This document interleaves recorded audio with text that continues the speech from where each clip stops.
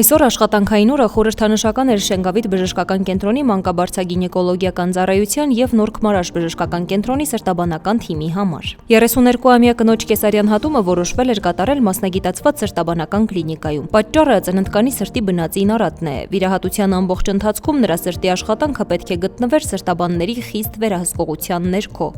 Այս կինը ունի բնածին սրտի արատ և իր մայրական ռիսկերը բավականին բարձր են։ Բայց մենք գնացինք այդ քայլին։ Ի շնորհիվ Նորք Մարաշ բժշկական կենտրոնի մանկական սրտաբանների թիմի համալիր աշխատանքի, ինչպես նաև համալիր աշխատանքի Նորք Մարաշ բժշկական կենտրոնի և Շենգավիթ բժշկական կենտրոնի հասել ենք համարյա հասուն ժամկետին, 36 շաբաթականին, չնայած նրա, որ մեր պլանային կեսարյանները արվում են ավելի ուշ ժամկետում, այս պահին մոր ցուցումներից ելնելով պետք է մի քիչ շուտ անենք կեսարյան հատումը, սակայն բոլոր միջոցառումները, որոնք անհրաժեշտ են, որ մենք ունենանք առողջ մամա և առողջ բալիկ, մեր կողմից իրականացված է։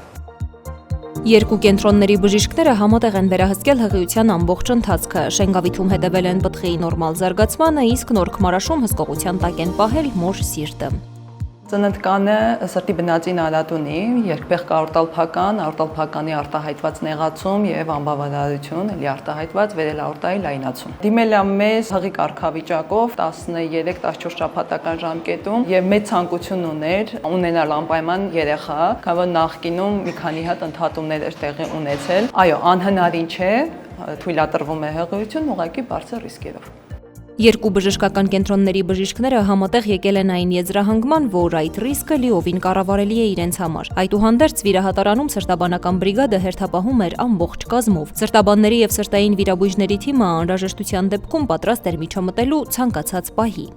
Ծննդաբերության ժամանակ կարող է անհրաժեշտ լինել որոշակի դեղորայքներ, որը փորձելու ենք կարգավորել, որոշակի երակային գծեր է տեղադրված լինելու, ներկերակրափաղային էխոսրտագրության և մոնիտորով հսկվելու են հեմոդինամիկ ցուցանիշները։ Մասնագետները նշում են, 15% հավանականությամբ սրտի բնածին արատը կարող է փոխանցվել նաև երեխային, բայց հղիության ընթացքում կատարված նախածննդյան հետազոտությունները փոքրիկի մոտ որևէ խնդիր չեն հայտնաբերել։ Այս պահի դրությամբ ներարգանդային ախտորոշման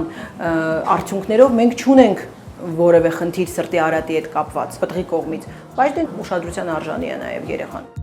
Քանի դեռ սրտաբանները սարքավորումներով հետևում էին մոր սրտի աշխատանքին, մանկաբարձ գինեկոլոգները րոպեների ընթացքում լույս աշխարհ բերեցին երեխային և փոխանցեցին նեոնատոլոգների։